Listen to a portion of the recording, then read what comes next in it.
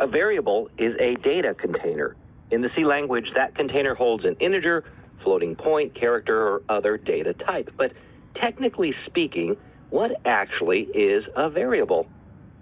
In the typical C language variable declaration, you learn two tidbits about a variable: its type and its name.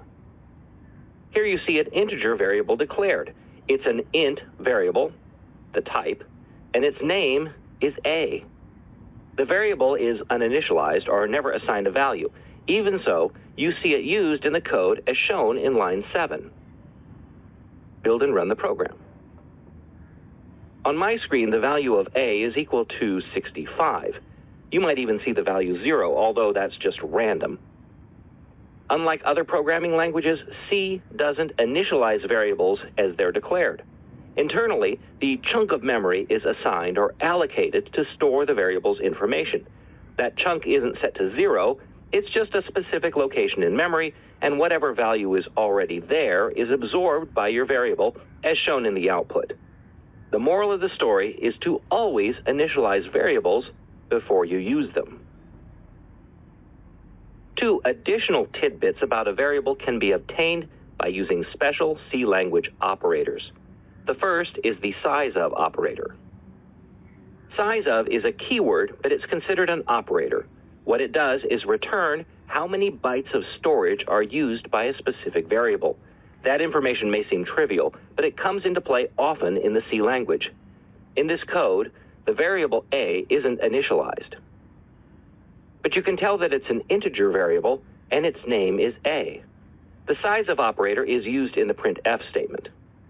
Its value is a long, unsigned integer, so %lu is used as the placeholder. The data type is enclosed in parentheses. Again, size of is an operator, not a function, but that's how it looks. Build and run. On this system, integer variable A occupies 4 bytes of storage. Actually, all integer variables occupy 4 bytes, so that information applies to variable A as well. In this code, I've declared a clutch of variable types: char, short, int, long, float, and double. For each type, the size of operator returns the number of bytes the variable consumes in memory. Build and run the code. These values are consistent on many modern computers, but you should never assume any of them.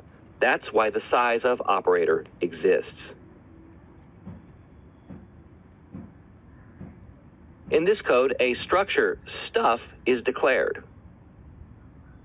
It contains 3 members: an integer, a float, and a character buffer with room enough for 32 characters, technically 31 characters plus the null character. The size of operator returns the number of bytes used in the structure. Because a structure variable isn't declared, I use the size of operator on the structure definition itself. Build and run. And the structure occupies 40 bytes of storage. In addition to the number of bytes a variable occupies, another tidbit of information you can obtain is the memory location or address where a variable's data is stored. To fetch a variable's memory location, you use the ampersand operator as shown in this code. 3 variables are declared: an integer, a character variable, and a float. These variables aren't initialized because they aren't used in the code, but the program does allocate space for them at specific locations in memory. In the printf statements, the ampersand operator returns the variable's locations. The %p placeholder is used to display that value. It appears as a hexadecimal or base 16 value. Build and run the code. The addresses output differ from machine to machine, and even their format may appear differently depending on the operating system. By the way, the ampersand operator should be familiar to you if you've been coding C. The scanf function and several other C library functions require this operator. The address of operator plays an important role when it comes to perhaps the most frightening concept of the C language, pointers. But for now, just think of it as the friendly address of operator.